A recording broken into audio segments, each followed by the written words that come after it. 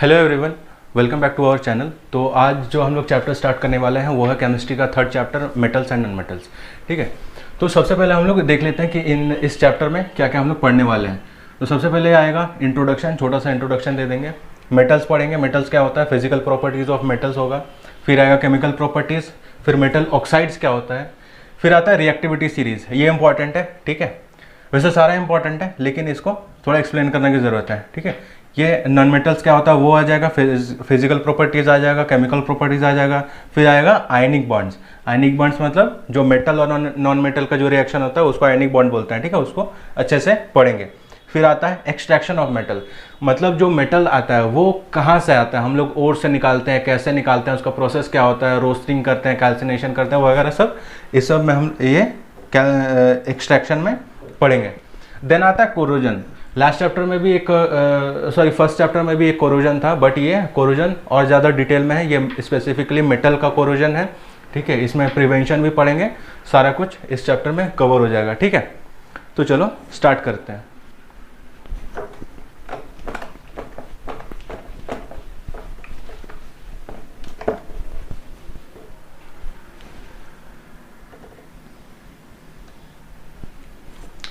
अब बताइए ये क्या है, ठीक है।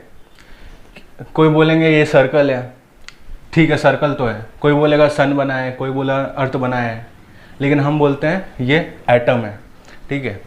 अब इसके अंदर एक न्यूक्लियस होता है, ऑफ कोर्स ही बात है। न्यूक्लियस के अंदर प्रोटॉन न्यूट्रॉन होता है, बेसिक सा एकदम है, ठीक है। अब देखो, अब जो हम लोग पढ़ने वाले ना वो थोड़ा ऐसा होगा।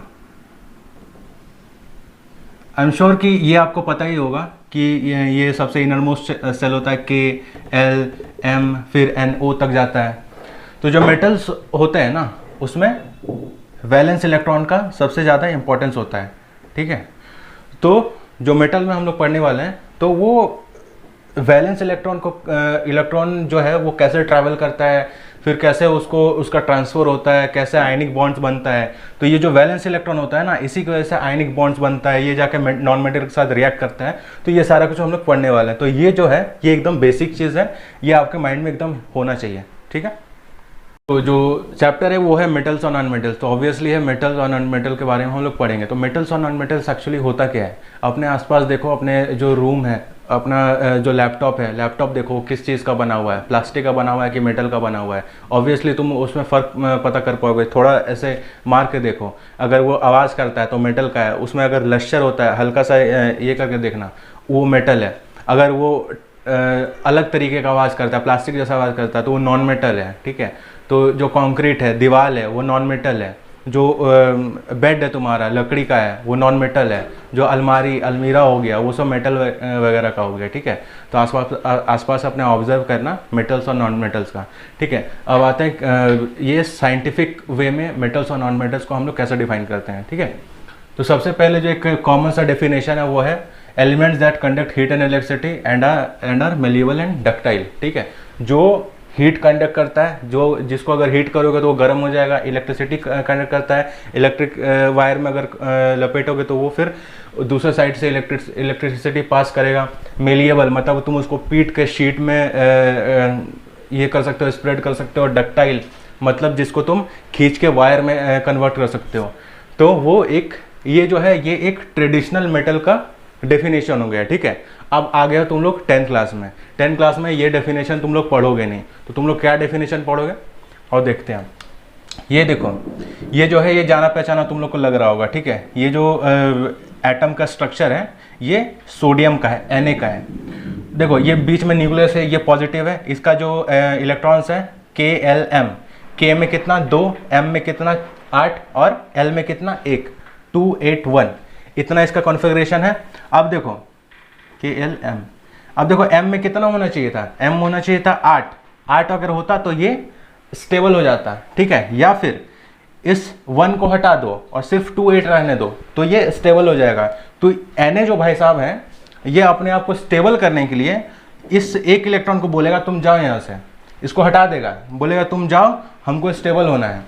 तो ये किसी दूसरे नॉन मेटल या फिर जो नेगेटिव चार्ज कंडक्ट करता है उसके सामने जाएगा तो उसको अपना एक जो इलेक्ट्रॉन है इसको डोनेट कर देगा, ठीक है।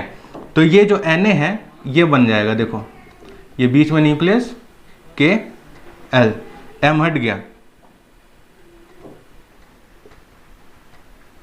5 6 7 8, 2 8, तो ये क्या बन जाएगा Na+। अब देखो Na+ क्यों हुआ, Na- भी तो हो सकता था।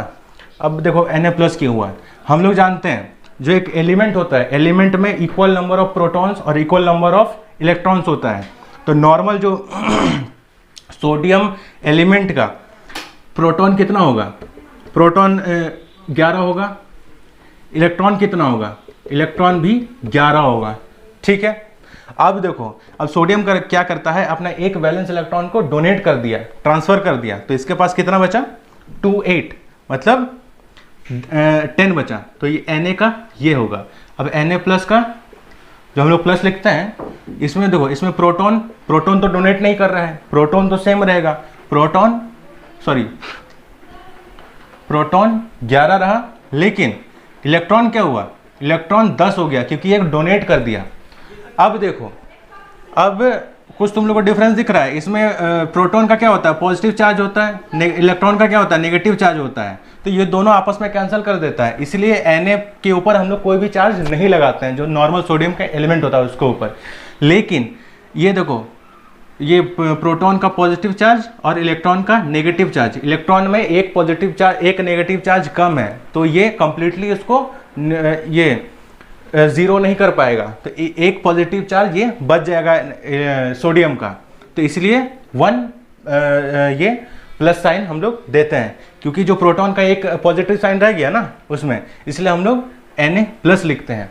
सेम वे में Mg का अगर हम लोग देखेंगे तो Mg का +2 होगा, ठीक है। +2 क्यों होगा, क्योंकि उसमें जो प्रोटॉन है वो 2 बचेगा और इलेक्ट्रॉन 2 उसमें कम होगा, तो इसलिए Mg को हम लोग 2+ लिखते हैं, ठीक है। तो इसका हम लोग इससे एक दूसरा डेफिनेशन हम लोग लिख सकते हैं, जो कि होगा मेटल्स आर द एलिमेंट्स, एक सेकंड मैं लिख देता हूं,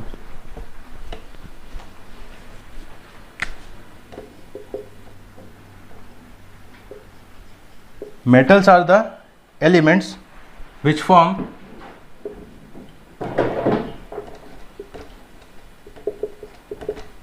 positive charge by losing electrons। इसमें चार्ज की जगह तुम आयंस भी लिख सकते हो, आयन ज़्यादा सुटेबल रहेगा, तो ions, elements which form positive ions by losing electrons, ये जो है ये मेटल का एक डेफिनेशन हो गया। ये बहुत ज़्यादा एक्यूरेट डेफिनेशन है, ठीक है, क्योंकि अगर कोई बोले कि मेटल हार्ड होता है, ठीक है, लेकिन सोडियम मेटल को देख लो, सोडियम मेटल है लेकिन वो हार्ड नहीं होता है। अगर कोई बोले कि मेटल जो होता है वो मेलिएबल होता है, हर मेटल्स मेलिएबल नहीं होता है, सोडियम को देख लो, उसको तुम पीट के शीट में नहीं ये कर सकते हैं, ठीक है। तो इसी तरह से जो होगा वो इसका जो ये डेफिनेशन है ये सबसे ज़्यादा एक्यूरेट डेफिनेशन होगा, ठीक है। चलो, तो अगला टॉपिक जो है वो फिजिकल प्रॉपर्टीज ऑफ मेटल्स। तो मेटल्स का फिजिकल प्रॉपर्टीज क्या होता है वो जान लेते हैं। तो सबसे पहला आ जाएगा हार्डनेस। जो मैक्सिमम मेटल्स होता है ना वो सब हार्ड होता है, ठीक है। तो इसमें बट दो तीन एक्सेप्शन आ जाएगा, जैसे मरकरी हो गया, सोडियम हो गया, पोटेशियम हो गया। तो मरकरी जो है वो लिक्विड फेज में होता है, सोडियम होता है उसको तुम चाकू से काट सकते हो, ठीक है। बट मैक्सिमम जो मेटल्स होता है वो हार्ड होता है। देन आता है स्ट्रेंथ। अब देखो, जो मैक्सिमम मेटल्स होता है वो सब स्ट्रॉन्ग होता है। तुम लोग देखोगे ब्रिजेस हो गया, फिर जो एयरप्लेन्स हो गया, बस हो गया, ट्रेन हो गया, तो जो हैवी ड्यूटी जो चीज़ें हैं वो सारे के सारे मेटल से बनती हैं। क्यों? क्योंकि मेटल का जो स्ट्रेंथ होता है वो हाई होता है, ठीक है। अब इसमें भी एक्सेप्शन आ जाएगा, ये सोडियम, पोटेशियम, मरकरी, ये सब जो है वो एक्सेप्शन में आ गया। अब है स्टेट मतलब सॉलिड है, लिक्विड है, गैस है। तो मैक्सिमम जो मेटल होता है, मतलब सारा का सारा मेटल जो होता है वो सॉलिड होता है रूम टेम्परेचर में, एक्सेप्ट मरकरी, क्योंकि मरकरी जो रूम टेम्परेचर में वो लिक्विड होता है, ओके। देन आता है साउंड। उसका साउंड, अगर तुम मेटल को ऐसे मारोगे तो उसका कैसा साउंड आएगा, तो वो रिंगिंग साउंड प्रोड्यूस करता है, मतलब जो साउंड आता है वो रिंगिंग साउंड होता है, इसलिए जो मेटल्स को ना सोनोरस बोलते हैं। क्या बोलते हैं? सोनोरस। स्टम्प को याद रखना, सोनोरस बोलते हैं। ऑल मेटल्स आर सोनोरस, जो कि म्यूजिकल इंस्ट्रूमेंट बनाने में काम आता है। जैसे कि गिटार का जो स्ट्रिंग हो गया, गिटार का स्ट्रिंग जो है वो मेटल का होता है, तो उसको बजाओगे तो फिर वो म्यूजिकल इंस्ट्रूमेंट बनता है उससे। देन आता है कंडक्शन।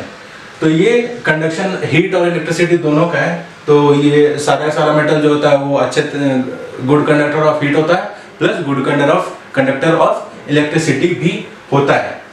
देन आता है मेलिएबिलिटी, मतलब वो प्रॉपर्टी जिससे हम लोग उसको पीट के, मतलब थिन जो पतला जो शीट होता है उस शीट में हम लोग उसको बना सकते हैं। ठीक है, तो इसका एग्जांपल हो गया आयरन। सबसे कॉमन एग्जांपल है आयरन। जो तुम लोग कार देखते हो, कार जो होता है ना, वो सब सॉलिड मेटल का नहीं बना हुआ होता है, वो मेटल शीट का बना हुआ होता है। ओके, तो उसके बाद आता है गोल्ड।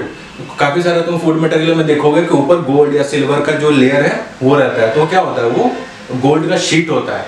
तो क्यों? क्योंकि गोल्ड जो है वो काफी ज्यादा मेलिएबल होता है, इसलिए उसके ऊपर वो गोल्ड का शीट दिया जाता है।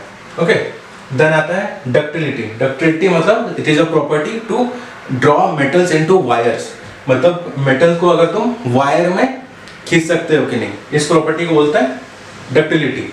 तो जो गोल्ड है ये सबसे ज्यादा डक्टाइल मेटल होता है, मतलब इसको तुम बहुत ही पतले वायर में खींच सकते हो।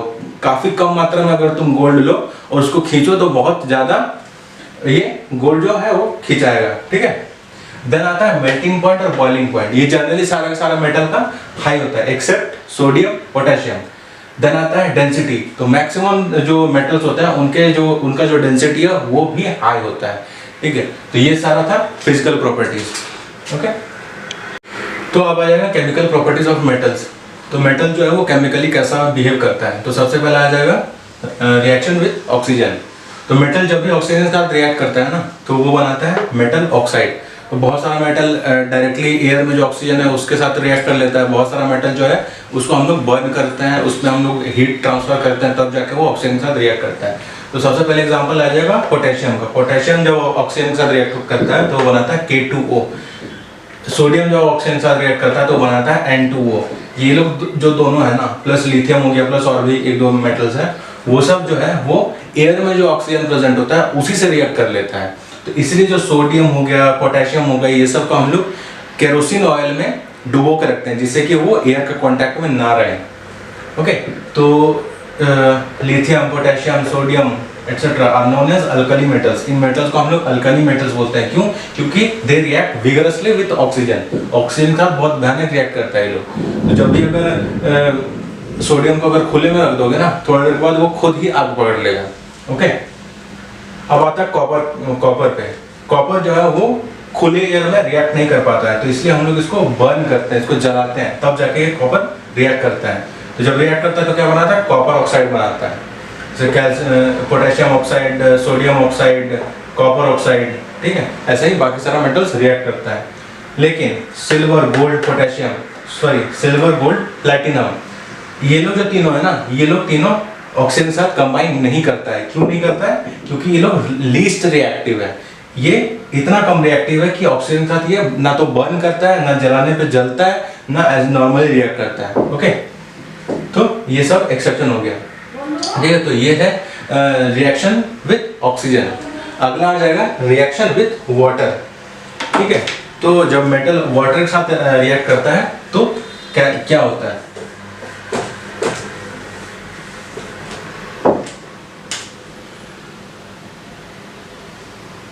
Reaction with water.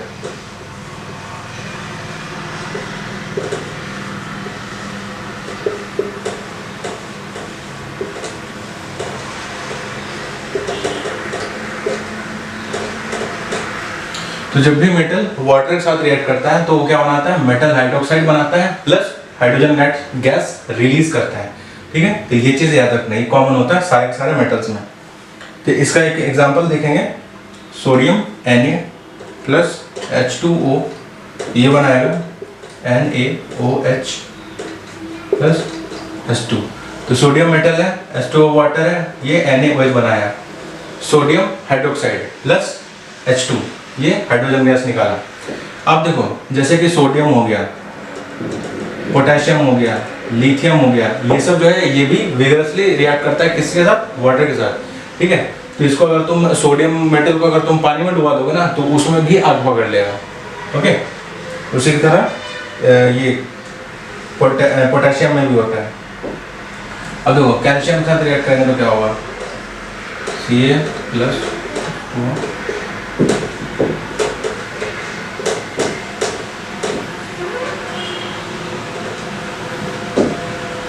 कैल्शियम जब वाटर के साथ रिएक्ट करता है तो वो बनाता है calcium hydroxide plus hydrogen gas, okay.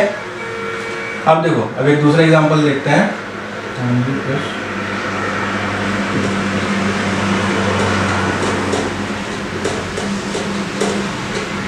अब यहाँ देखो, यहाँ मैग्नीशियम है, मैग्नीशियम वाटर के साथ रिएक्ट किया तो बनाया magnesium hydroxide plus hydrogen gas.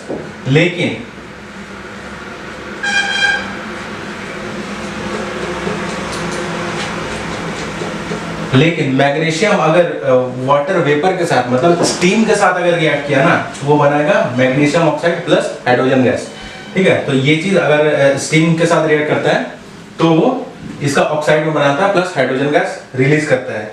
Similarly aluminium metal का जो है ना वो थोड़ा सा अलग केस है। तो क्या अलग केस है, रुको बताते हैं।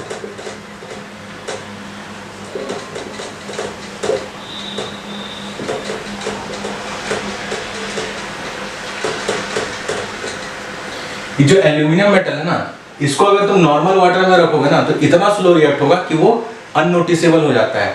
तो इसलिए हम लोग मान के चलते हैं कि ये वाटर के साथ रिएक्ट नहीं करता है, ओके। तो इसको हम लोग स्टीम के साथ रिएक्ट करवाते हैं। तो स्टीम के साथ जब रिएक्ट कराते हैं तो क्या बनाएगा, एल्यूमिनियम ऑक्साइड बनाएगा, Al3O Al2O3 plus 2H2। Similarly zinc का जो है वो वाटर के साथ रिएक्शन होता है। सिमिलरली आयरन का भी होता है। तो आयरन कैसा होता है, 3Fe प्लस 4H2O।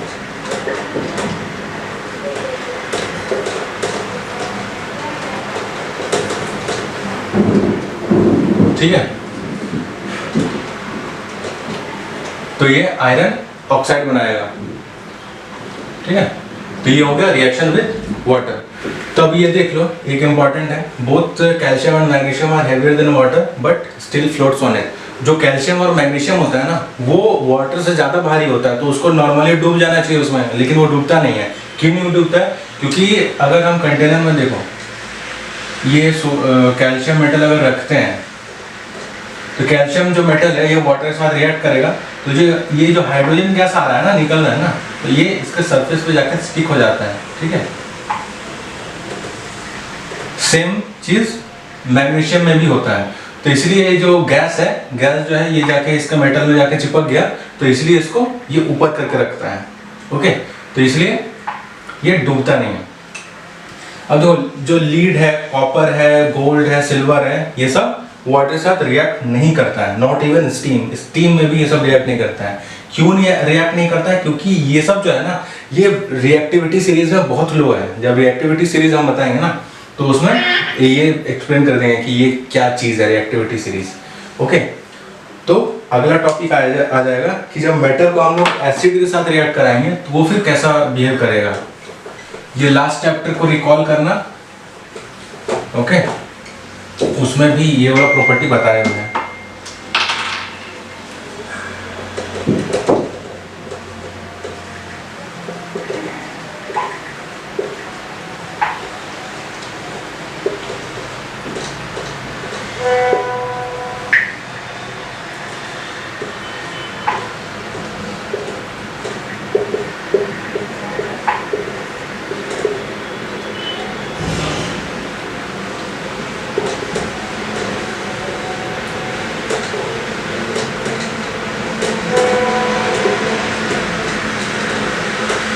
मेटल जब भी एसिड के साथ रिएक्ट करेगा, जनरली जो है हम लोग डाइल्यूट एसिड के साथ मेटल का रिएक्शन करवाते हैं। तो जब भी मेटल डाइल्यूट एसिड के साथ रिएक्ट करेगा तो वो अपना मेटल सॉल्ट बना लेगा प्लस वाटर नहीं, ये हाइड्रोजन बनाएगा, ओके। तो इसका एक एग्जांपल देख लेते हैं जिंक का। Zn प्लस H2SO4, ये बनाएगा ZnSO4 plus H2। Simple reaction है, जिंक को सल्फ्यूरिक एसिड में डुबा दिए तो ये क्या बनाएगा, जिंक जो है ये हाइड्रोजन को रिप्लेस कर देगा और ये जिंक सल्फेट बनाएगा plus hydrogen gas. Okay, similarly sodium का जब हम HCl का रिएक्ट कराएंगे, HCl तो NaCl plus H2, sodium HCl NaCl जो एक सॉल्ट है और H2 हाइड्रोजन गैस। ओके, इसी तरह से मैग्नीशियम का भी रिएक्शन होता है, जब उसको वाटर के साथ रिएक्ट कराते हैं तो वो बनाएगा फिर मैग्नीशियम सॉल्ट बनाएगा प्लस हाइड्रोजन गैस बनाएगा। ओके, तो इसी तरह मेटल का जो है वो एसिड के साथ रिएक्शन होता है, लेकिन इसमें अब एक थोड़ा सा एक्सेप्शन आ जाएगा।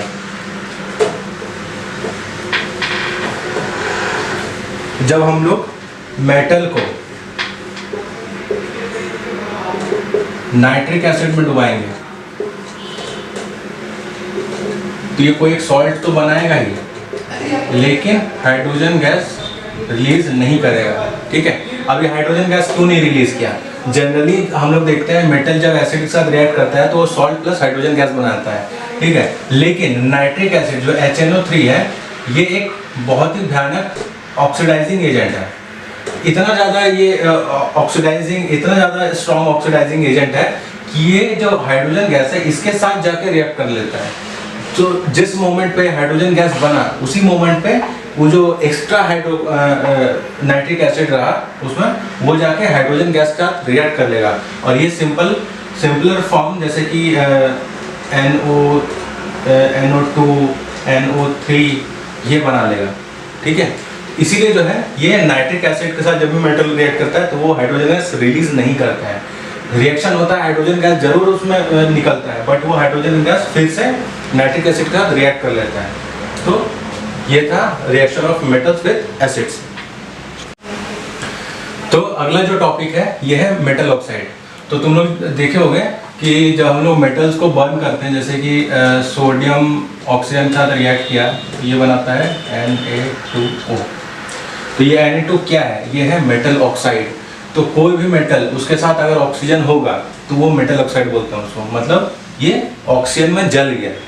ठीक है, तो जो सारा का सारा मेटल ऑक्साइड जो होता है वो बेसिक इन नेचर होता है। ये बहुत इंपॉर्टेंट चीज़ है, ये जो है वो लास्ट चैप्टर से तुम रिलेट कर सकते हो कि most of the metal oxides are basic in nature.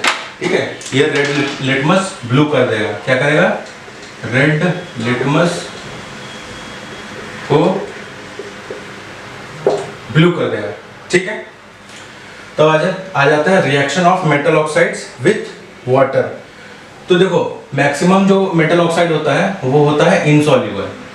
ठीक है, मतलब उसको हम वाटर में नहीं घोल सकते हैं, लेकिन जो अगर कोई भी अगर मेटल ऑक्साइड वाटर में घुल गया तो उसको बोलेंगे हम लोग अल्कली।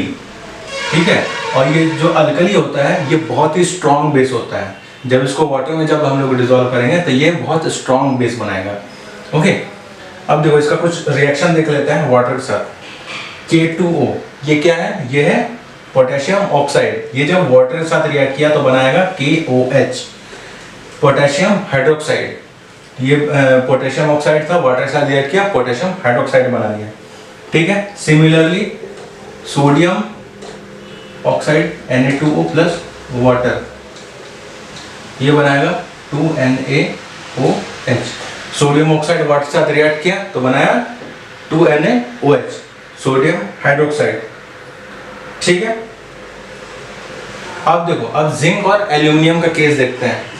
जिंक और एल्यूमिनियम का जो ऑक्साइड होता है ना वो थोड़ा डिफरेंट होता है। ठीक है, कैसे डिफरेंट होता है? देखो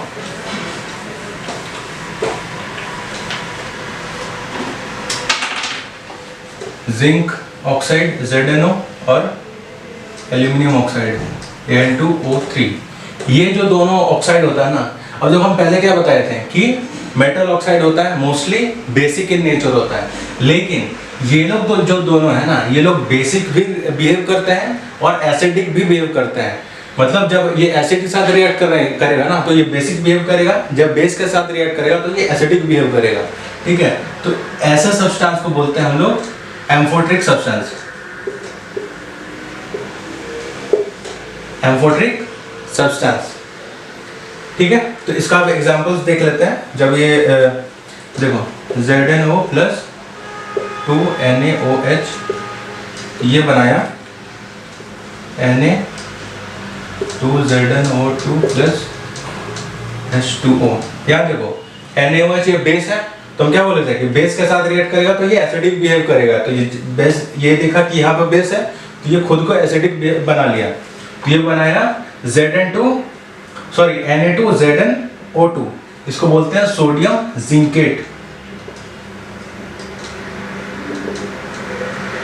ये एक तरीके का सॉल्ट होता है प्लस वाटर। अब देखो Zn अगर एसिड के साथ रिएक्ट किया, ये क्या बनाएगा ZnCl2 प्लस H2O। याद देखा एसिड है, ये खुद को बेस बना लिया, ये बनाया ZnCl2, ये सॉल्ट है और ये वाटर। ठीक है, सिमिलरली एल्यूमिनियम का भी होता है, एल्यूमिनियम ऑक्साइड का भी होता है Al2O3 प्लस 2NaOH, ये बनाएगा 2NaClO2 plus H2O plus H2O, ये बनाया सोडियम एल्यूमिनेट।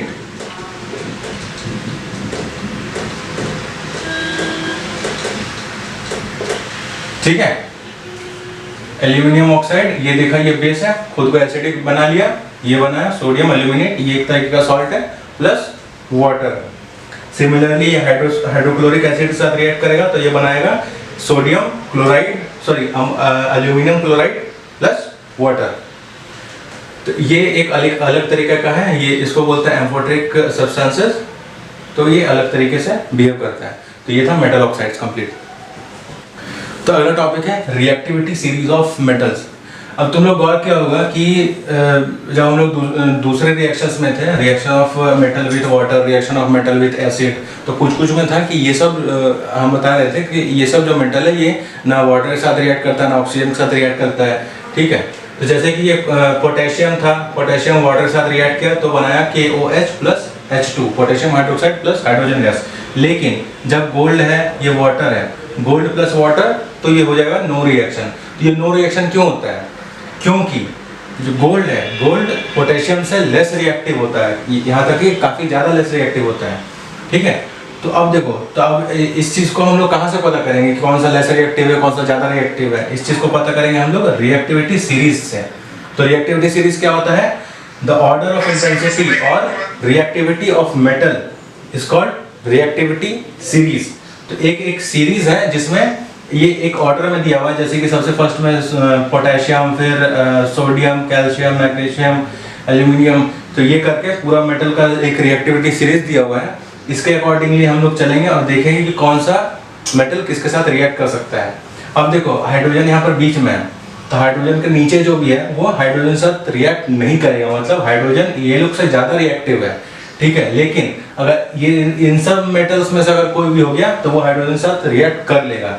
इसीलिए देखो ये जो गोल्ड है ये हाइड्रोजन को डिस्प्लेस नहीं कर पाया, क्योंकि हाइड्रोजन देखो ये गोल्ड है, ये हाइड्रोजन है, हाइड्रोजन गोल्ड के ऊपर है ना, मतलब हाइड्रोजन गोल्ड से ज़्यादा रिएक्टिव है, इसलिए गोल्ड जो है हाइड्रोजन को डिस्प्लेस नहीं कर पाया। लेकिन पोटेशियम देखो, पोटेशियम सबसे ऊपर है और हाइड्रोजन इसके नीचे है, तो यानी कि पोटेशियम हाइड्रोजन से ज़्यादा रिएक्टिव है, तो पोटेशियम गया हाइड्रोजन के पास और हाइड्रोजन को डिस्प्लेस कर दिया।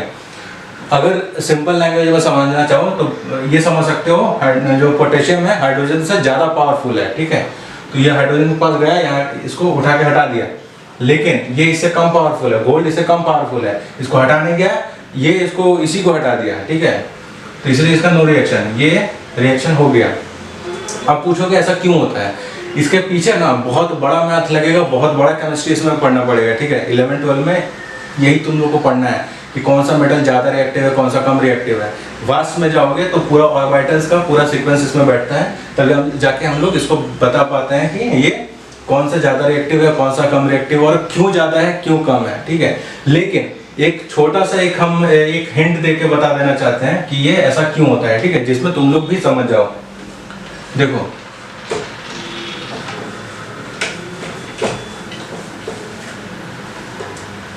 ये है पोटेशियम। पोटेशियम का स्ट्रक्चर कैसा होगा? चलो सोडियम लेते हैं, इजी पड़ेगा। इधर 2 है, इधर 8 है, इधर 1 है, ठीक है। ये सोडियम का स्ट्रक्चर हो गया और Zn का कोई एक स्ट्रक्चर हो गया, ठीक है। तो Zn का क्या होगा? यहाँ पे कुछ प्लस होगा, बीच में पूरा इलेक्ट्रॉन का अपना इसका सेल होगा बहुत सारा, और लास्ट में जो है ये 2 इलेक्ट्रॉन बाहर रहेगा, ठीक है। तो इसका बाहरी जो वैलेंस इलेक्ट्रॉन है इसका 2 होता है। अब देखो, अब तुम नॉर्मली अगर देख के बताओ तो सोडियम जो है, सोडियम को 1 इलेक्ट्रॉन देने में ज़्यादा इजी पड़ेगा कि नहीं पड़ेगा? सोडियम के पास ऑलरेडी 2 8 है, 2 8 इसके पास ऑलरेडी है, तो ये बोलेगा कि तुम तो 1 ही इलेक्ट्रॉन है, चले जाओ यहाँ से। तो ये इजीली 1 इलेक्ट्रॉन को हटा देगा यहाँ से। लेकिन जिंक जो है 2 8 8 कुछ करके होगा और लास्ट में 2 होगा, ठीक है। लास्ट में 2 होगा, इसके पास 2 इलेक्ट्रॉन रह रहा है, सोचो 2 इलेक्ट्रॉन, तो 2 इलेक्ट्रॉन को हटाने में इसको ज़्यादा मेहनत लगेगा, समझ रहे हैं? तो इसीलिए जो जिंक है ये सोडियम से कम रिएक्टिव है, ठीक है। मतलब सोडियम जो है वो जल्दी इजीली दे देगा अपना इलेक्ट्रॉन, लेकिन जिंक उतना जल्दी नहीं दे पाएगा। तो इसी थ्योरी को कंटिन्यू करते हुए बहुत वास्ट आएगा। अब तुम बोलोगे कि मैग्नीशियम का भी तो 2 होता है, जिंक का भी 2 होता है, तो ये मैग्नीशियम जिंक के ऊपर क्यों है? इसके लिए अब बहुत बड़ा केमिस्ट्री लगाना पड़ेगा, ठीक है, जो कि 11 12 में पढ़ोगे। अभी तक के लिए इतना बहुत है। इस सीरीज को याद कर लेना, इससे तुम लोग का जो रिएक्शन तुम लोग जब लिखोगे तो पता चल जाएगा कि किसके साथ रिएक्शन हो सकता है। बहुत सारा ऐसा केस आएगा कि इसमें रिएक्शन होगा ही नहीं, तुम लोग को नो रिएक्शन लिखना पड़ेगा। ओके, ये था रिएक्टिविटी सीरीज ऑफ मेटल्स। तो ये अगला केमिकल प्रॉपर्टी है reaction of metal with solution of other metal salts, ठीक है। तो एक अलग मेटल लिए, मेटल ए लिए, तो और उसके बाद दूसरा मेटल का सॉल्ट लिए, सॉल्ट ऑफ मेटल बी। तो ये दोनों रिएक्ट करेगा तो क्या बनाएगा? Salt of metal A plus salt of metal B. अब देखो इसका एक एग्जांपल है Fe plus CuSO4 equals FeSO4 plus Cu। ये रिएक्शन को देख के कुछ याद आ रहा है? याद करो, सबसे फर्स्ट चैप्टर में डिस्प्लेसमेंट रिएक्शन था, तो उसमें क्या करता था? एक ज्यादा रिएक्टिव मेटल, ये जो है आयरन है मोर रिएक्टिव है, चलो दूसरा पेन से लिख देते हैं, मोर रिएक्टिव, और ये लेस रिएक्टिव, ठीक है। तो आयरन जो है कॉपर से लेस ज्यादा रिएक्टिव है, तो ये आयरन जाके कॉपर को डिस्प्लेस कर दिया, बनाया iron sulphate plus copper metal. तो ये जो पिछला रिएक्टिविटी सीरीज है इसको देख के तुम कर सकते हो, आयरन जो है वो कॉपर के ऊपर होगा, ठीक है। अब देखो, अब सिमिलरली अगर दूसरा रिएक्शन, अगर यहाँ पर आयरन की जगह अगर ये रहता, गोल्ड रहता प्लस USO4, तो ये नो रिएक्शन होता। क्यों? क्योंकि गोल्ड जो है वो कॉपर के नीचे है, copper is gold is below the copper in the reactivity series, तो इसलिए ये नो रिएक्शन होगा, ठीक है। तो यहाँ पे जो है ये केमिकल प्रॉपर्टीज ऑफ मेटल्स खत्म होता है, इसके बाद आएगा नॉन मेटल्स।